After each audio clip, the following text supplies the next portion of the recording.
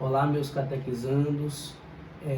A gente vai então dar continuidade às nossas catequeses. A catequese passada, a última catequese que nós tivemos, nós falamos então da Santa Missa.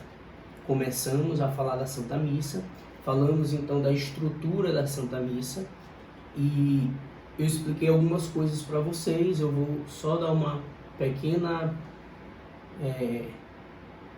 retomada, né? Explicar só para a gente entrar no assunto de hoje, certo? Ainda sobre Santa Missa. Então, a gente trabalhou o filme O Grande Milagre, que vocês podem pegar no YouTube e reassistir. E aí a gente fez a primeira catequese explicando a parte da estrutura da missa, que é o sinal da cruz, em nome do Pai, do Filho e do Espírito Santo, o ato penitencial, que nós falamos que perdoa os pecados veniais. Os pecados veniais são aqueles pecados leves, aquelas bobagens pequenas que a gente faz no dia a dia, certo? Esses são os pecados veniais. Os pecados mais graves, aquelas coisas mais sérias, eles não podem ser perdoados diante do ato penitencial na Santa Missa. Por quê? Porque são pecados que carecem de um cuidado maior, de uma reflexão, de uma meditação, de um arrependimento profundo. E aí nós vimos que esses pecados mortais, que são os mais graves, eles só podem ser perdoados mediante o sacerdote no sacramento da confissão. É por isso que nós confessamos antes da nossa primeira Eucaristia. Então, isso eu já havia explicado para vocês. Depois, o Glória, aos domingos, durante a semana não tem um Glória. Logo após o Glória, a liturgia da Palavra. Na liturgia da Palavra, aos domingos, nós lemos a primeira leitura, nós cantamos o Salmo responsorial e nós lemos uma segunda leitura. Logo após, nós lemos o Evangelho, escutamos o Evangelho e a meditação, que é a homilia do Padre, certo? Depois nós temos a liturgia eucarística, nós temos a oferenda, né? O ofertório, o canto do ofertório, depois a liturgia eucarística, a oração final, avisos e a bênção final. Essa é a estrutura da Santa Missa, certo? Lembram que o tio até fez uma imagem, uma alegoria para vocês sobre os pecados, o pecado venial e o pecado mortal. O pecado venial é como se fosse uma pedrinha brita e o pecado mortal é como se fosse um balde de pedras britas, não é? Então, é importante confessar também os pecados veniais, também os pecados leves, porque imagina que ele sendo uma pedrinha brita, se você pegar inúmeras, né, pás, um balde cheio de pedrinhas britas, uma pedrinha, né, mas em várias, na verdade, num balde, ele pesa tanto quanto o pecado mortal. Então, nas confissões, é importante falar para o padre o pecado leve e o pecado grave, certo? Mas os pecados leves são perdoados no ato penitencial. Então, essa é a estrutura da Santa Missa que nós vimos. Tem, naquele filme, a gente consegue perceber essa estrutura da Santa Missa, como também nós conseguimos perceber a dimensão espiritual da Santa Missa. Então, a dimensão espiritual do perdão no ato penitencial, a dimensão espiritual do sinal da cruz até a bênção final, certo? O ato penitencial, o perdão dos pecados, no ofertório, os anjos levando os pedidos, as orações a Deus, certo? Nós temos também a oração da Assembleia, logo após a homilia, que eu havia esquecido de mencionar. Essa oração da Assembleia, ela também se trata de pedidos da igreja, assim como pedidos pessoais das pessoas, da Assembleia, para que são elevados a Deus, para Deus. Então, os anjos têm um papel de levar esses pedidos a Deus. Vocês lembram que no filme, aquele homem rezava pelo seu filho que estava doente, aquela mulher também angustiada porque estava cheia de muito trabalho, não estava dando atenção para o filho, e tantas outras pessoas que levavam as suas aflições e os anjos levavam a Deus, certo? No filme também nós percebemos a presença de um confessionário, as pessoas faziam filas para confessar. E haviam pessoas muito distraídas, que o inimigo de Deus, o demônio, o diabo, que foi um anjo de luz, mas que por orgulho e desobediência, ele se afastou, ele foi lançado fora do reino de Deus, do céu. Ele estava lá, tentando as pessoas, distraindo as pessoas para não fazerem um ato de contrição, um ato de um verdadeiro arrependimento. Então, havia ali dispersão de todas as formas, né? Aquelas meninas que na fila da confissão conversavam, aquele rapaz que pegava no celular e assim por diante. Mas vocês viram também que havia uma senhora muito contrita, muito compenetrada, concentrada no propósito de pedir perdão a Deus. E quando ela se ajoelhou no confessionário, o padre, a face do padre, de repente, no filme, se transformou na face de Cristo. Então, é mais uma manifestação da realidade espiritual que acontece nos sacramentos. No sacramento da confissão, assim como no sacramento da Eucaristia, que o padre, lá no altar, no momento da transubstanciação, que é a mudança de substância, eu falei um pouco sobre isso, o pão e o vinho, as aparências de pão e vinho, mas que se tornam o corpo e o sangue de Cristo. E lá, naquele momento da consagração, na Eucaristia, a face do padre se transforma, se transfigura na face de Cristo. Nós vimos também que durante a oração, a liturgia eucarística, há o momento dos mortos, não é? Então, ali, na oração pelas almas do purgatório, nós nos aproximamos daquelas almas aflitas que precisam de um incentivo, ou melhor, de um auxílio para então ganhar o reino dos céus. Então, nessa catequese, a gente consegue observar, mediante tudo aquilo que a gente viu no filme, a dimensão espiritual dos sacramentos, da confissão e da Eucaristia. Então, para entender melhor, fundamentar melhor aquilo que nós desejamos explicar nessa breve catequese, eu gostaria de ler alguns trechos de um livro chamado A Fé Explicada, certo? Que ele tem por referência o Catecismo da Igreja Católica, que eu já apresentei para vocês, e que eu gostaria de pegar alguns trechos aqui para nós compreendermos melhor tudo isso que eu estou falando, certo? Sobretudo agora, a Eucaristia e a Santa Missa como um todo. Então, para a gente compreender exatamente do que se trata a Eucaristia e do que se trata a Santa Missa, ou seja, a sua natureza, a sua essência. Então, vejam, a Eucaristia, diz o Catecismo da Igreja Católica, no número 1324, a Eucaristia é fonte e centro de toda a vida cristã. Os restantes sacramentos, porém, assim como todos os ministérios eclesiásticos e obras do apostolado, estão vinculados com a Sagrada Eucaristia, e a ela se ordenam.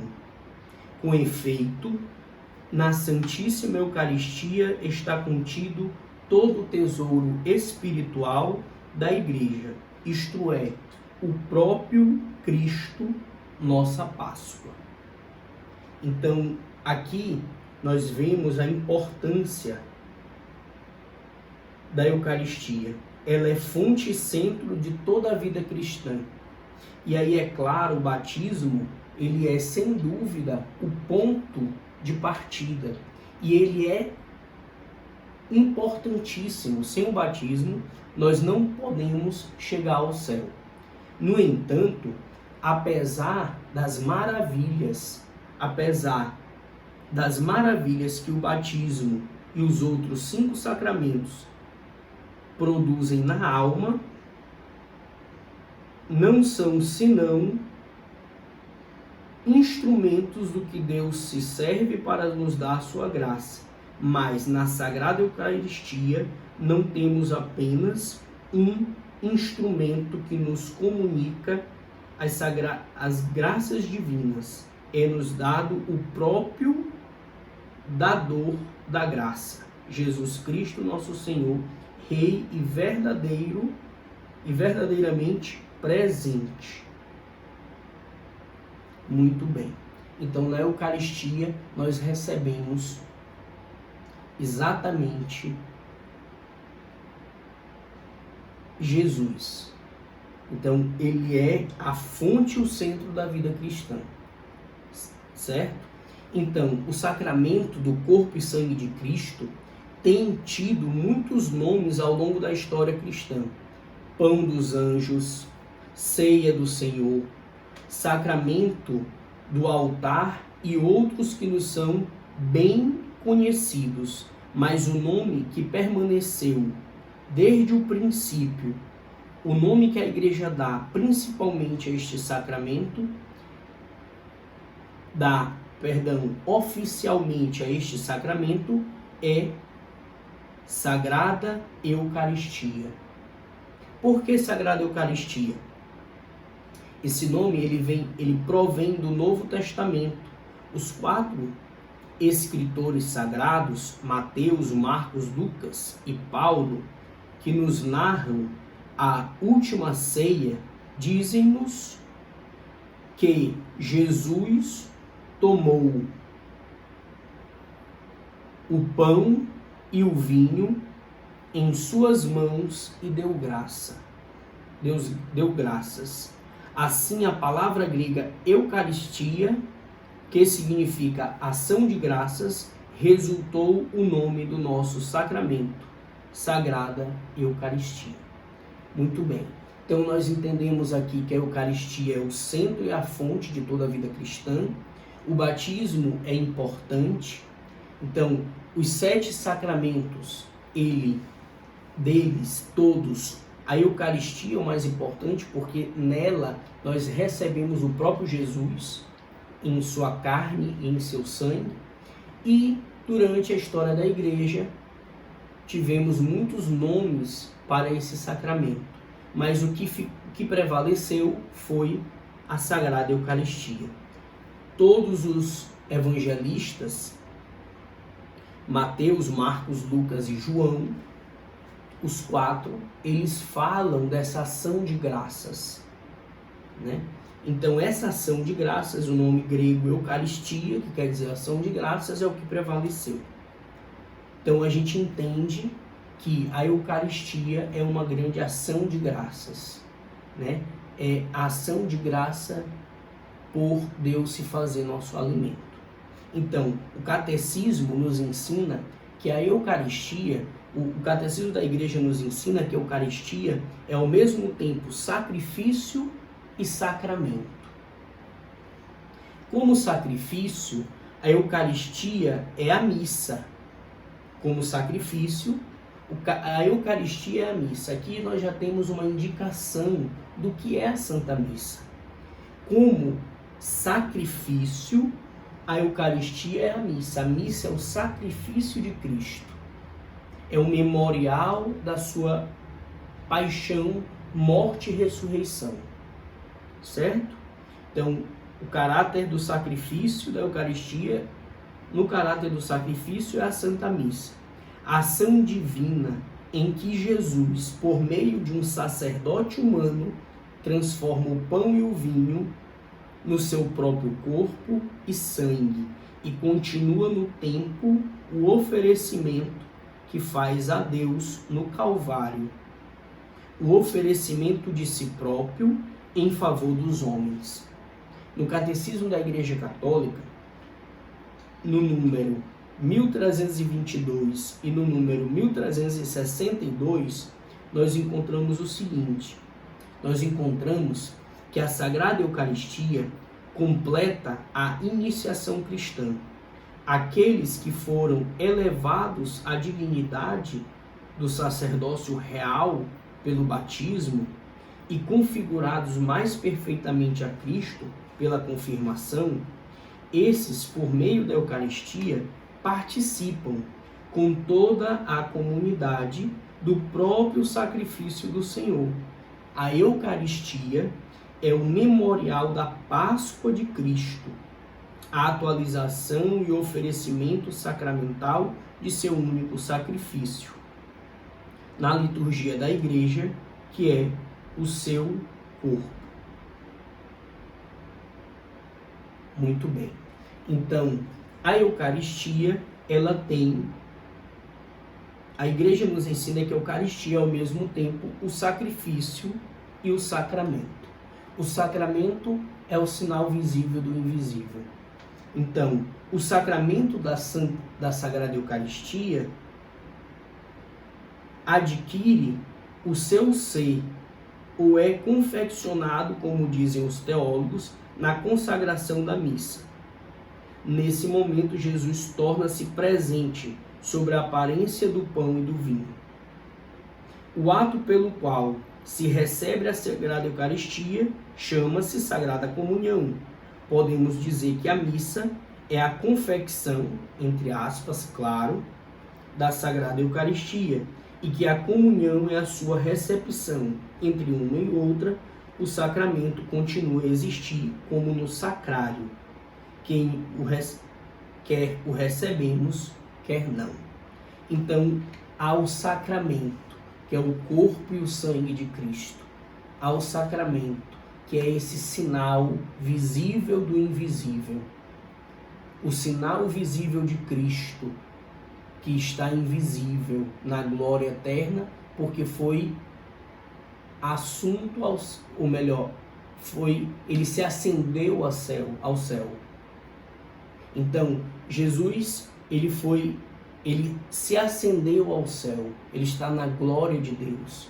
Ele voltou à sua união perfeita com Deus. Então, o sacramento, as aparências, né, do pão e do vinho, nas aparências do pão e do vinho, nós temos Cristo. Então, o sacramento é um sinal visível do invisível após a liturgia eucarística, que acontece então a transubstanciação, certo? Então, a Eucaristia tem duas dimensões. Uma, o sacrifício, que é a Santa Missa. A outra, o sacramento. Em relação à missa, o seu sacrifício, nós temos o próprio corpo e o próprio sangue de Jesus imolado na cruz.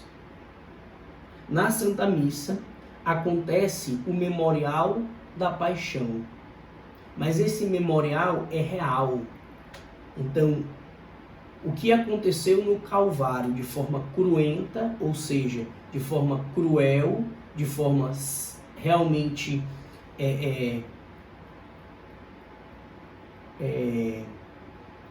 corporal, né? Eu vou usar essa palavra de forma cruenta, cruel, sangrenta, acontece na missa de forma incruenta, certo? Então, na missa temos o próprio corpo e o próprio sangue de Cristo imolado na cruz, como os cordeiros eram imolados no Antigo Testamento. Nela, Jesus continua, através do tempo, o oferecimento de si no Calvário, aplicando à nossa alma os méritos que nos ganhou na Gólgota, ou seja, no Calvário. Não é apenas a sua morte que recordamos na missa, mas também a sua ressurreição, pelo qual Jesus nos arrebatou das garras da morte, de uma vez para sempre, e também a sua ascensão aos céus, a glória para a qual nos predestinou e que um dia partilhará conosco, e nós, se nós o quisermos. Ou seja, nós precisamos querer, nós precisamos buscar a Deus, entrar naquele processo de conversão que o tio havia falado na catequese passada. E para finalizar, para compreender um pouco mais sobre essa dimensão do sacrifício, que é a missa, nós devemos compreender que a missa é um memorial de nosso Senhor, do nosso Senhor Jesus Cristo. É um memorial perfeito em que a sua presença viva nos mantém vividamente conscientes dele. É também um banquete divino em que Deus provê a mesa com o seu próprio corpo e o seu próprio sangue. Mas é mais do que um memorial e mais do que um banquete. É, sobretudo, um sacrifício. E aí, para finalizar, eu gostaria de ler um breve parágrafo do Catecismo, 1382, que resume a Santa Missa.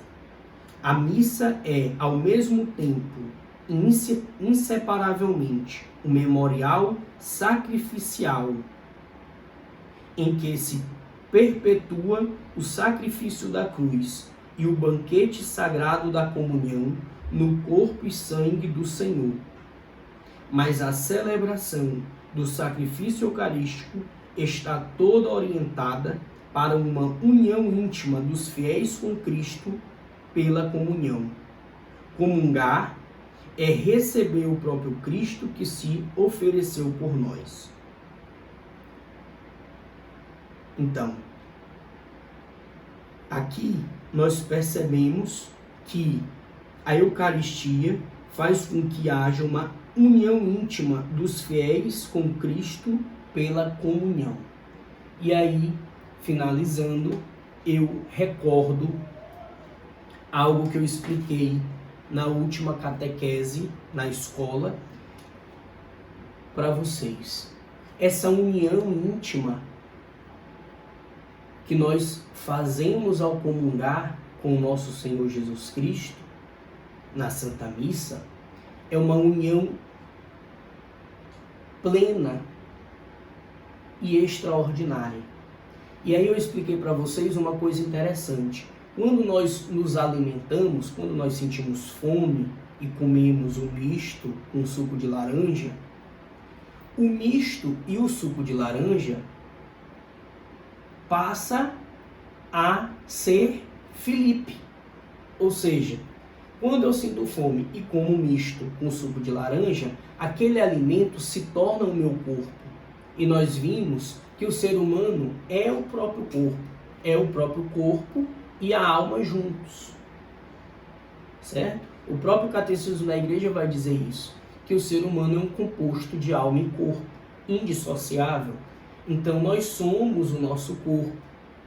Quando nós nos alimentamos, lá com o lanche, com o misto, o suco, esse alimento se torna o nosso corpo. Só que quando nós nos alimentamos do corpo e do sangue de Cristo, nós nos tornamos Cristo e Cristo se torna nós. No sentido de que nós recebemos e entramos numa união profunda, numa união plena com Deus. Então a importância desse sacramento da Eucaristia, que nós estamos entendendo um pouco mais, que nessa catequese que a gente trabalhou essa dimensão espiritual da Santa Missa e a compreensão do que de fato é a Eucaristia, os próximos encontros que virão também servirão para nós irmos nos aproximando cada vez mais de Cristo, sempre com a consciência de que nós nos aproximamos do maior sacramento, da fonte da vida cristã. Então, que Deus nos abençoe, que nessa Ave Maria nós possamos entregar a nossa família, entregar o mundo inteiro, entregar toda a situação que a gente está vivendo, que a gente está passando com relação ao coronavírus, com relação a esse confinamento, que a gente possa receber de Deus as graças e as forças necessárias para amar a nossa família, para rezar, para ler a Bíblia, para nos aproximar mais de Deus, para meditarmos, para rezarmos, para nos aproximar cada vez mais dignamente de Jesus e no final do ano comungar o corpo e o sangue de Cristo. Ave Maria, cheia de graça, o Senhor é convosco. Bendita sois vós entre as mulheres, bendito é o fruto do vosso ventre, Jesus. Santa Maria, Mãe de Deus, rogai por nós, pecadores, agora e na hora de nossa morte. Amém. Em nome do Pai, do Filho e do Espírito Santo. Amém.